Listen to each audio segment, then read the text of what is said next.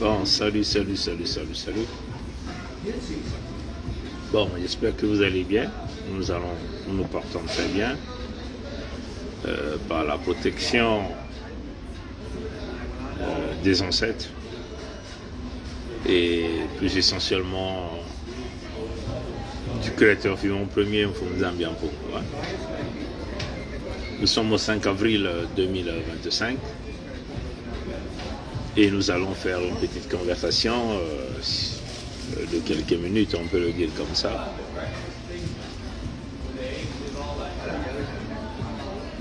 Bon, vous voyez que même le document rédigé par les Lécodermes le dit d'une manière claire, que nous appelons la fameuse Bible des catholiques. Ils le disent clairement.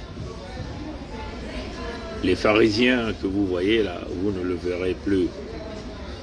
Les pharisiens que vous voyez aujourd'hui, vous ne les verrez plus. Bon, pourquoi il faut encore regarder, même dans la profondeur de la communication, même ou de cette parole, les pharisiens que vous voyez aujourd'hui, vous ne le verrez plus. Bon, le comportement des pharisiens est réputé, reconnu. Côté téméraire, le goût d'argent, le goût de matériel, l'envie du sang, la destruction des uns, la destruction des familles, le pillage, le banditisme, le brigandage, on peut le dire comme ça, des racketteurs. Donc vous pouvez donner tous les adjectifs que vous connaissez aux pharisiens. Et puis il faut dire, c'était aussi des conquérants à la recherche des terres qui ne leur appartiennent pas, en infligeant la mort au peuple authentique autochtone, qui sont les ayants droit de ces terres.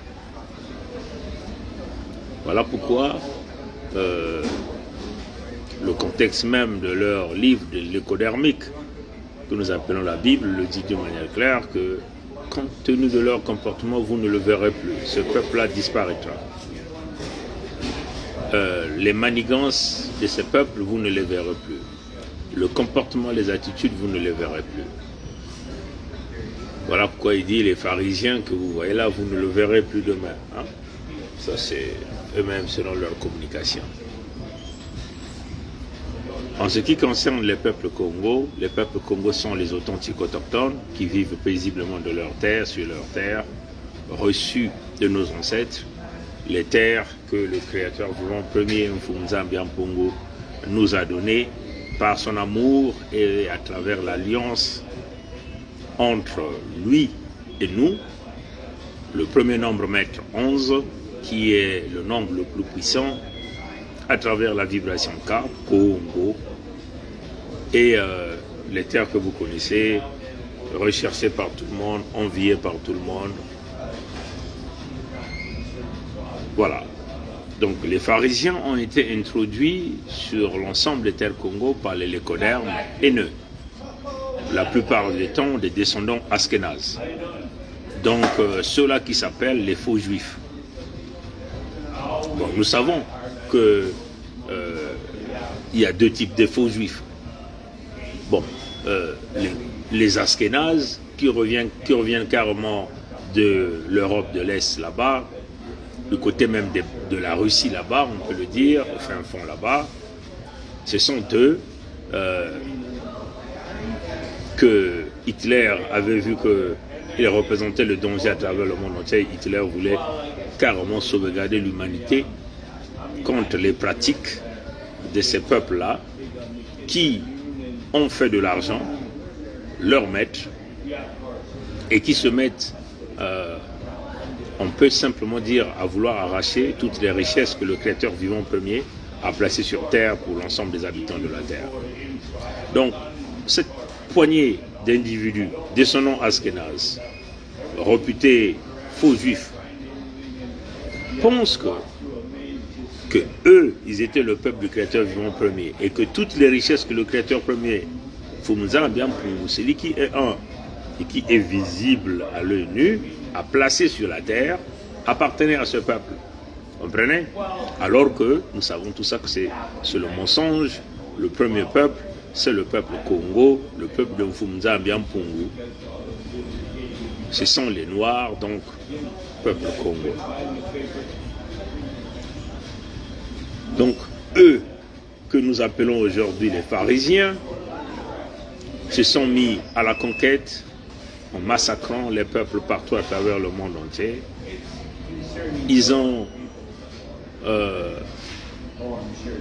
simplement convaincu certains Noirs de jouer ce rôle dangereux au sein de leurs semblables à travers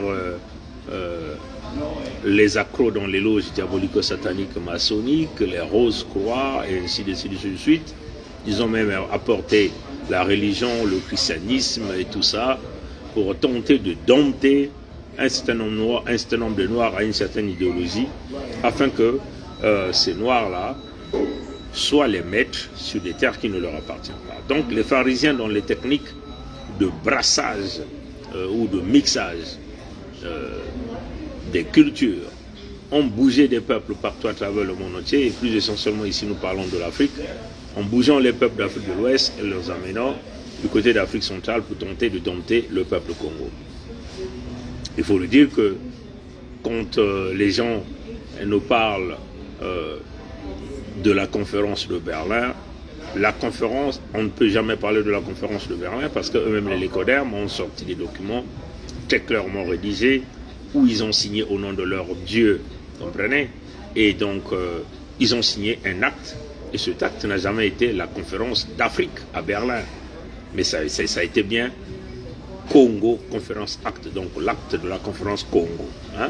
C'est bien écrit, bien signé, où ils ont tracé leur feuille de route dans la destruction des peuples du Créateur vivant premier Mfumza Mbiampungu. Donc on peut simplement dire que l'Occident global, les États-Unis global, l'Europe globale, l'Israël global a été bâti avec les ressources naturelles Congo et la main-d'œuvre Congo.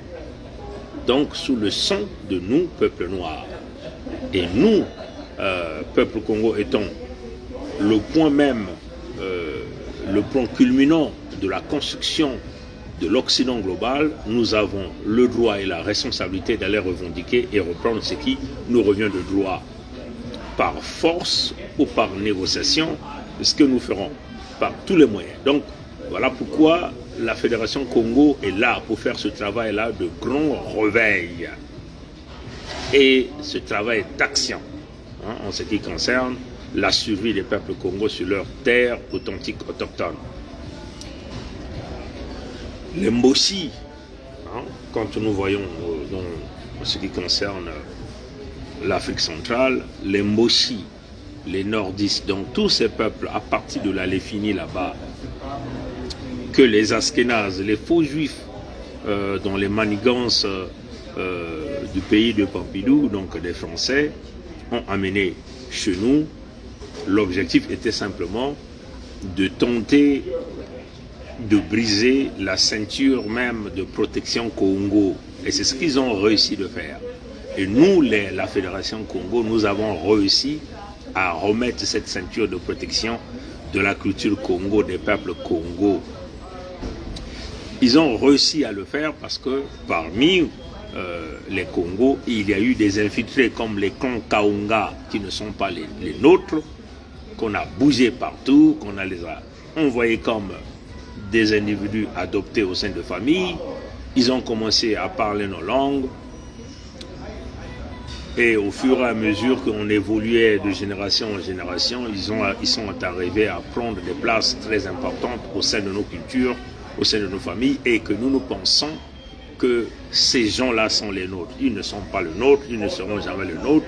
Voilà pourquoi vous voyez que sur les terres Congo, il y a une forte traitise.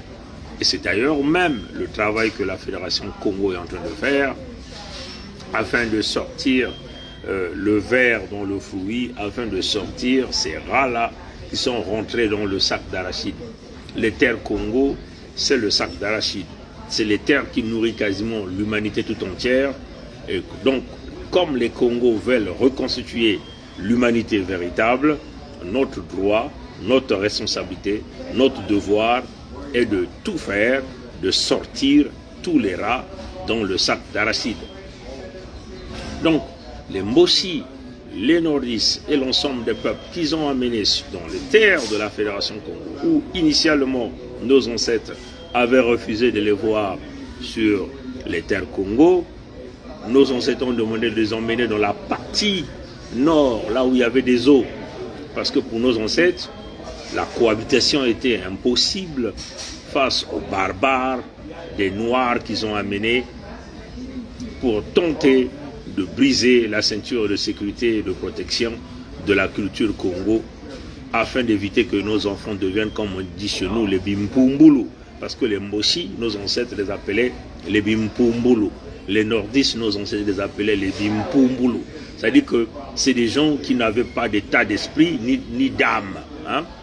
Parce que dans la culture Congo, le crime est interdit. Dans la culture Congo, le vol est interdit. La culture Congo, c'est d'abord la protection de la famille, la protection de sa communauté et le partage. Comprenez? Donc ces gens-là sont arrivés avec une mission. Quand vous voyez même, on vous explique encore ces choses, parce que plusieurs de nos jeunes n'arrivent pas à appréhender la profondeur même de la communication, sont encore dans le côté émotionnel. Et c'est le travail que nous sommes en train de faire pour enlever le côté émotion à chaque fils ou à chacune des filles Congo. Nous devons, maintenant que nous connaissons que l'ennemi était venu pour nous exterminer, nous ne pouvons plus jamais avoir de l'émotion avec les Mboshi, avec les Nordistes. Nous devons être des hommes et des femmes durs comme des coq, comme l'Italie dans l'habitude de le dire. Donc, ils sont arrivés avec une mission, quand même on essaie de regarder la structure même de la colonisation à l'arrivée de l'écoderme sur l'ensemble des terres Congo. Ils ont déplacé des millions et des millions de Ouest-Africains, des Sénégalais, des Dahomey, des Abbés, ainsi de suite. Et ils sont arrivés chez nous. D'accord, regardez, parce que le tout se passait autour du quartier Bakongo. Hein. La constitution même de ce quartier, c'est trois, on peut simplement dire, c'est deux sociétés totalement différentes. Vous avez ceux dont on appelle le quartier Dahomey, mais le quartier Dahomey c'était autour de la case de Gaulle, autour de la case de Gaulle. Donc les Codermes sont arrivés sur les terres Congo, ils ont amené des peuples importés d'ailleurs, afin que ces peuples-là soient soumis à leur dictat, à leurs conseils. Et ils ont utilisé ces peuples-là comme étant la ceinture de protection contre les peuples authentiques autochtones. Donc aujourd'hui, l'ensemble des peuples ouest-africains qu'ils ont amenés chez nous ont joué le rôle de la chicotte pour le peuple authentique autochtone, parce qu'il fallait bouger les peuples venant d'ailleurs qui n'avaient aucune connexion avec les terres, ces peuples qui étaient capables de pouvoir infliger la torture, la souffrance sans avoir d'état d'âme, parce qu'ils ne sont pas de là. Hein, vous comprenez? Les ordres revenaient du lécoderme dans la plupart des temps. Et le lécoderme ici, il s'agit du lécoderme français. Et dans d'autres pays ou dans d'autres communautés noires, il y a eu le lécoderme britannique, le lécoderme portugais, ainsi de suite. Vous comprenez? Donc c'est ce qu'ils ont fait. Dans la constitution de quartier Bakongo, vous avez le quartier Dahomey. Et donc ça explique tout. Et puis vous avez le quartier Liberté et Luango. Liberté et Luango, c'est là où venaient tous les peuples en revenant de... Quand on parle de Luango, il faut voir Mukuzingwaka, Diata, Mungali, tout ça, c'est ce qu'on appelait Luango. Hein? Et Liberté, il faut voir du côté de Mpissa, là où il y avait les corbeaux. Donc, les quartiers Liberté et le quartier Luango travaillaient ensemble parce que nous sommes un même peuple. Hein? Comme on dit, les enfants d'une même grande mère. Ban Bankak Mouek, comme on dit en Viri. Les enfants d'une même grande mère. Baban Yanko Komosi, hein, comme on dit chez nous. Baban Yanko Komosi. Et on travaillait en collaboration pour se protéger contre les attaques du quartier Dahomey. Et les Dahomey étaient protégés par les Lécodermes. Et ils ont réussi, dans l'infiltration l'écodermique, des Askénazes, ils ont réussi de pousser l'infiltration d'Ahomey dans le quartier Liberté, dans le quartier Luango. Donc, c'est-à-dire au sein des peuples ressortant du quartier Dahomey et du quartier Liberté, aussi dans le quartier Luango. Voilà pourquoi vous avez des Kaunga Bembe, des Kaunga Lari, des Kaunga Vili, des Kaunga Minkengi, des Kaunga Bayari, des Kaunga Punu, des Kaunga Batsangi, des Kaunga Balumbu, ainsi de suite. Et ce sont ces gens, comme des Nsatima Biala, comme des Munari, comme tout le monde le savant. Munari était un enfant adoptif. C'est un enfant adoptif dans le clan Mabonzo. Ça, c'est des choses d'une véracité grande, vous comprenez? Voilà pourquoi vous voyez ces Kaungala dans le Luango, ils se sont donnés, ils se sont constitués en nom, en Bouti, ils se sont constitués, comment on appelle, à Makoso, ils se sont constitués à... Donc, en réalité, ils ont utilisé nos noms, hein, nos noms communs au sein de nos familles, et c'est ce que nous sommes en train de voir aujourd'hui. Il devient des Luemba, il devient, voilà, vous comprenez, voilà. Et à travers l'évolution du temps, ils ont tellement pris de la place, il devient donc la courroie de transmission entre le quartier, entre le village d'Ahomey, donc connexion ouest-africain, donc soumis au maître, l'écodermique, et c'est eux qui sont devenus le caillou dans la chaussure du peuple authentique autochtone Congo. Voilà pourquoi, au début, on avait du mal à faire passer le message à notre peuple pour que le peuple puisse appréhender. Et ils ont dupliqué le modèle. Hein? Ce qu'ils ont fait sur les terres Congo, ils l'ont dupliqué en Afrique de l'Ouest, ils l'ont dupliqué dans plusieurs autres sociétés, comme ça en Afrique. Voilà pourquoi la traitise, elle est très grande. Voilà pourquoi vous voyez dans les loges diabolico-sataniques maçonniques, c'est eux qui sont les maîtres. Voilà pourquoi vous voyez, ce sont eux qui sont dans les commandes du pouvoir et on a parfois du mal à se débarrasser. Mais le tout vient d'abord dans la profondeur même, dans la conscience même des peuples authentiques autochtones à réveiller ce que nous avons l'habitude d'appeler le Ngandu qui dormait en eux. C'est ce que nous avons fait au sein même de la Fédération Congo, avec des frères, gouverneur Bilangi, notre sœur Olga et Sa Majesté Tchikazinga Ier, d'abord commencer au sein de nos propres communautés, réveiller nos peuples, nos grands-pères, nos grands-parents, aller chercher la connexion à travers la réinitialisation de l'horloge du temps, en coupant les contrats ancestraux et en créant l'alliance éternelle des peuples Congo, en lavant notre linge sale en famille et en comprenant que nous sommes face à l'extinction, nous sommes face à l'extermination, nous sommes face à la destruction, nous sommes face au pillage, que si nous ne pouvons pas se reconstituer, c'est la perdition de nos enfants, mais nous avons reçu par la force de lui-même, Fumza bien Congo, à mettre en place la Fédération Congo, et c'est d'ailleurs notre peuple qui a mis en place la Fédération, en passant par la voie pétitionnaire, et ils se sont simplement décidés de refuser la cohabitation avec les bonobos, les peuples Mboshi, et d'ailleurs vous voyez même que c'est ce qui fait que l'Afrique de l'Ouest protège énormément les Mboshi. Le cas des peuples Congo, si vous allez par exemple dans ce qui concerne la Fédération Congo, personne n'en parle quasiment en Afrique de l'Ouest. Ils tentent de nous faire avaler Tchani, Goïta, Traoré. Bon, nous comprenons tout cela, vous comprenez. Et si vous voyez même Poutine aujourd'hui qui a signé l'acte de la conférence Congo, il s'est détourné du côté de l'Ouest, alors qu'il sait que s'il voulait mettre fin à la domination de l'Occident global, l'Israël global, ou des Askénazes, ou de l'Amérique globale, ou de la France globale, il devait le faire essentiellement sur les terres Congo, parce que c'est là où se retrouve la lumière même qui fait scintiller l'économie mondiale. Parce que toutes ces nations viennent prendre de matières premières et se tapent de multimilliards de dollars en économie au détriment des peuples authentiques autochtones. Donc, c'est clair que nous sommes seuls contre tous. Hein. Les Ouest-Africains ont toujours été des traîtres pour les peuples congolais. On n'a qu'à écouter leur discours, Warazoba. Mais ça, c'est des vérités que personne ne le disait avant, hein, jusqu'à ce que la Fédération Congo, avec son Conseil fédéral Congo, vienne pointer le doigt aux Ouest-Africains. La traîtrise des Ouest-Africains est connue, la traîtrise ivoirienne, la traîtrise des Maliens, la traîtrise des Burkinabés, la traîtrise des Sénégalais, la traîtrise des Guinéens sur les peuples congolais est connue. Là, le fait est que Nguesso Maturé Albert, alias Sassou Nguesso Deni, est un Ouest-Africain. C'est ça qui est la réalité. Est-ce que vous avez entendu des Ivoiriens parler de ça? Non. Des Maliens parler de ça? Non.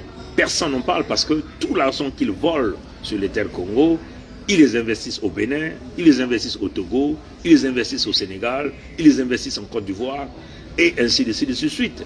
Du fait qu'il est de descendants ouest-africains, la plupart du pouvoir économique est tenu par les ouest-africains. Les Sénégalais, les Maliens sont aujourd'hui des gens qui tiennent l'économie.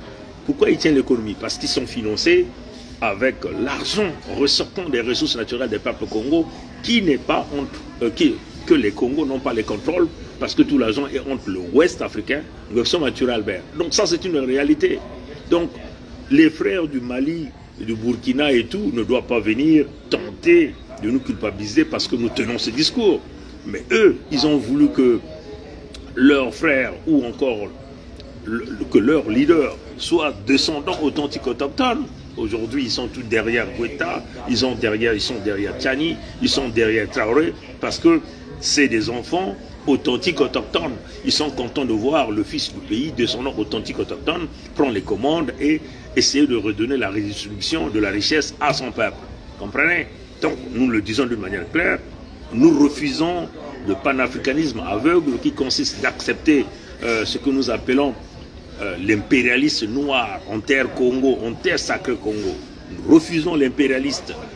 Bon, nous comprenons que ces amis-là condamnent l'impérialisme l'écodermique, mais ils refusent de condamner l'impérialisme des Noirs sur les terres des autres. Hein? Nous refusons ça. Voilà pourquoi, dans le contexte même de le rétablissement de la Fédération Congo, nous sommes en train de le dire d'une manière claire, il sera de mettre terme à l'impérialisme l'écodermique et de mettre terme aussi à l'impérialisme des Noirs sur les terres des peuples authentiques autochtones. Donc, dans le contexte de la Fédération Congo, vous voyez que nous sommes en train de lutter, nous sommes en train de chercher le soutien des partenaires partout. Les pays de l'Afrique de l'Ouest ont fermé totalement les portes à la Fédération Congo, quand même qu'ils ont été contactés. Et ils tentent de nous vendre le panafricaniste. Nous refusons ce genre de panafricanisme de la domination, hein, c'est clair. Donc nous le disons d'une manière claire, Poutine va rentrer en guerre entre leurs frères les Codermes dans les jours à venir. Il compte désormais sur le Mali, le Burkina et le Niger. Voilà pourquoi vous avez vu, je crois que hier il y a toute une organisation, réception des accords militaires, approfondissement des accords. C'est les accords que les leaders politiques du Mali, du Niger et du Burkina venaient de signer avec Lavrov ou la Russie. Au cas où la Russie rentrerait en guerre, il y aura donc des soldats de ces pays qui iront en Europe pour combattre. Les Congos n'iront combattre à aucune guerre. Il faut leur dire ça. Hein? Nos ancêtres ont déjà subi, ont déjà aidé les pays de Pompidou. Nous savons à la fin ce que nous avons eu. Nous serrerons la main de Poutine quand Poutine ou les Russes comprendront qu'ils doivent leur sécurité grâce aussi au peuple Congo. Donc ils doivent forcément aussi essayer d'écouter la proposition véritable, même l'offre, hein, l'offre véritable même de la Fédération Congo que nous avons proposée à Poutine. Mais Poutine a préféré ignorer parce qu'il est dans le pacte même de la conférence Congo, de l'acte de la conférence Congo signé à Berlin. Et donc, laisser les Maliens, laisser les Burkinabés, laisser les jeunes Nigériens aller mourir dans la guerre de l'écoderme en Europe. Les Congos, les peuples Congo d'Afrique centrale n'ont rien à voir avec les combats de l'écoderme. Nous devons nous constituer aujourd'hui pour mettre en place ce que nous appelons l'autosuffisance militaire sur nos terres. Mais avant qu'on y arrive, nous devons éradiquer l'ensemble de l'impérialisme des Noirs, donc des Dahomey, l'impérialiste des AB qu'ils ont mis dans les terres Congo, l'impérialiste des Maliens qui ont pris le contrôle économique sur l'ensemble des terres Congo à travers leurs frères que nous appelons Ngwebso Mathurin Albert. Donc, dans la vision Congo, nous écarterons les églises. Il n'y en aura plus des églises sur les terres Congo. Il faut que les gens comprennent bien. On va revenir Namambia Bunkoko dans une dynamique ensemble avec notre peuple. On va élever Mfumunza bien pour le créateur vivant premier. Nous allons dégager tous ces gens des clans Kaunga qui ont infiltré et qui représentent le goulot d'étranglement en ce qui concerne la sécurité et la protection des peuples congolais sur leurs terres. Nous allons effectivement faire le grand nettoyage, on le dit. Et nous ne nous cachons pas. Les Moshi nous ont donné la mort. Ils ont déjà tué plus de 6 millions de peuples Congo. S'il y a des Moshi, les nordistes, les abbés, tous ces peuples qui vont tenter de résister sur nos terres, nous les buterons et le ciel ne tombera pas. Nous allons les buter d'une drôle de manière. Voilà la position. Vous comprenez? Nous sommes ici dans œil pour œil, dent pour dent. Parce que le côté gentillesse qu'on avait, que nos ancêtres nous ont laissé, a été utilisé comme le point faible des peuples congolais. Les gens ont tellement profité de nous, ils sont venus pendant que nous étions en train de leur servir à manger, ils étaient en train de planifier des coups derrière nous pour tenter de nous liquider. Et encore, le plus grand signal même que même vous-même vous constatez, c'est les accords comme Ngwebso Mathurin Albert, l'Ivoiro Dahomey, qui venait de faire la réintégration de sa citoyenneté en Côte d'Ivoire en 2023. Peut-être que vous oubliez déjà des choses. Je vais d'abord essayer de regarder si je peux retrouver cette image que nous parlons de Ngwebso Mathurin Albert, qui avait fait la réintégration de sa citoyenneté en Côte d'Ivoire en 2023, où il a eu donc le titre de Nanon Gaton. Nanon signifie chef coutumier, chef canton, dignitaire traditionnel. Et ça, c'est dans le clan Akan. Dans le clan Akan, en Côte d'Ivoire, au Ghana, au Nigeria, au Bénin. Vous comprenez? Donc, je vais simplement essayer de regarder si je peux encore, parce que ça, c'est des choses qu'il faut toujours montrer à notre jeunesse qui est perdue, ceux-là qui s'accrochent à la République, parce qu'on vous a déjà dit que la République était la franc-maçonnerie. Donc, nous, peuple Congo, nous n'avons rien à foutre dans la franc-maçonnerie qui appartient à la cabale des faux juifs, qui sont tous des descendants askénazes. Donc, c'est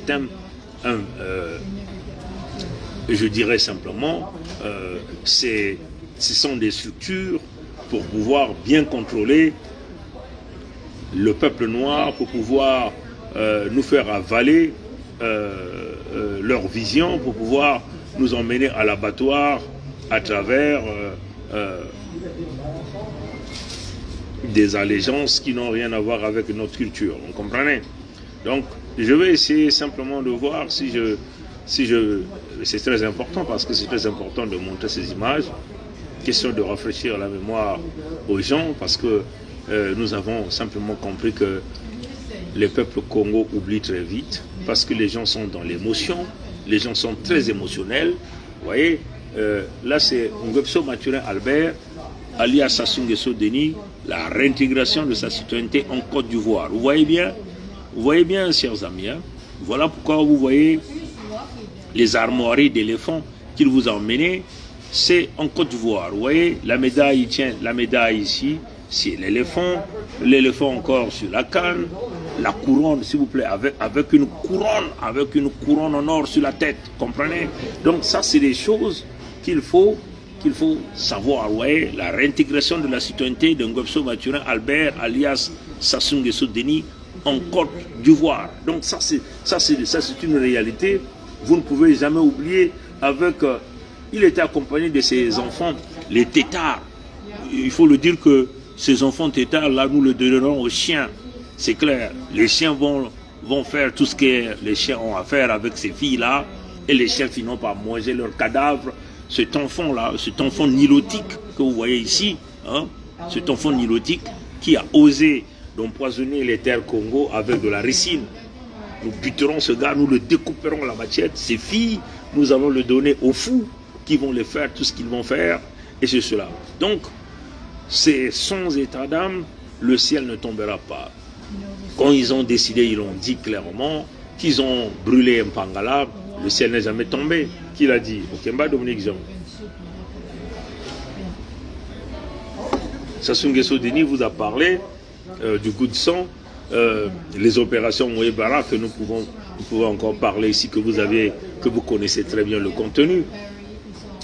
Donc, nous avons eu à faire 2 présentations des opérations Moebara 1, Moebara 2. Si vous allez à YouTube, vous allez voir le contenu.